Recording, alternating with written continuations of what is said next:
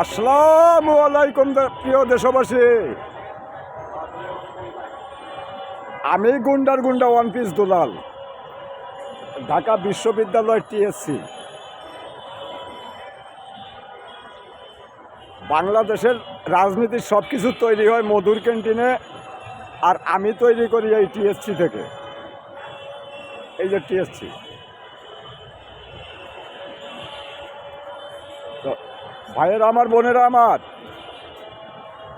এখন সময় এসেছে মুক্তিযুদ্ধের সপক্ষ শক্তির এক হওয়া। কারণ 1971 সালে 30 লক্ষ মায়ের সন্তানের বুকের তাজা রক্ত ঢেলে দিয়ে যে সংবিধান রচিত হয়েছিল, সেই সংবিধানই আজ উধাও হয়ে যাওয়ার পথে।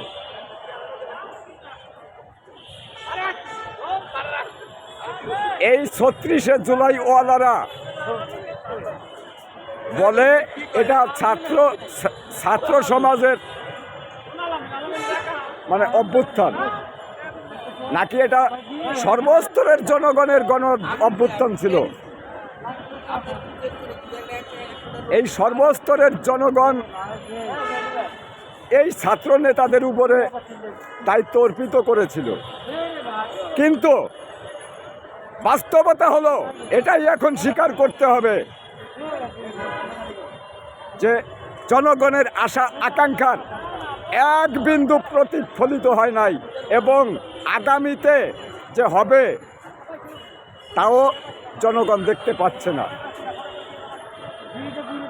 ভাইয়েরা আমার, বোনেরা আমার, এই ঢাকা বিশ্ববিদ্যালয় ডাকসু অর্থাৎ ঢাকা বিশ্ববিদ্যালয় ছাত্র সংসদ এখন দখল করেছে ছাত্র শিবির, যা ঢাকা বিশ্ববিদ্যালয়ের ইতিহাসে কলঙ্কজনক ঘটনা। আমি গুন্ডার গুন্ডা ওয়ান পিস দুলাল এই বাঞ্চোরদের বলি, এই ডাকসু সভাপতি সেক্রেটারি যারা আছে, এই বাঞ্চোরদের বলি, এই বাঞ্চোর যদি সাধ্য থাকে, বাক স্বাধীনতা যদি বলতে, স্বাধীনতা যদি কায়েম করতে হয়, যদি বাক স্বাধীনতা কায়েম করতে চাস, তাহলে আমার সামনে এই টিএসসিতে এসে এখানে আমার সাথে বাক স্বাধীনতা করবি। বাক স্বাধীনতা কাকে বলে তোদের আমি বুঝিয়ে দেবো যে বাক স্বাধীনতা কাকে বলে।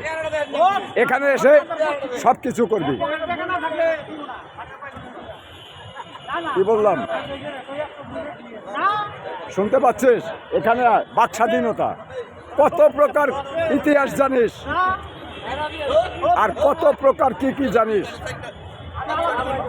সব কিছু নিয়ে আলোচনা হবে, সেটাকেই বলে বাক স্বাধীনতা। আমি জনগণকে আমি দেখিয়ে দেবো যে বাক স্বাধীনতাটা কি এবং কিভাবে কায়েম করতে হয়। যদি তোদের সাধ্য থাকে তাহলে এখানে আমার সাথে প্রতিযোগিতায় নামিস, বাক স্বাধীনতার প্রতিযোগিতায়। যে জন্য তোরা দাবি করিস যে গণ অভ্যুত্থান হয়েছে, অর্থাৎ বাক স্বাধীনতার জন্য। জয় বাংলা, জয় বঙ্গবন্ধু। সবাইকে সালাম, সবাইকে সালাম, সবাই সুখে থাকুন।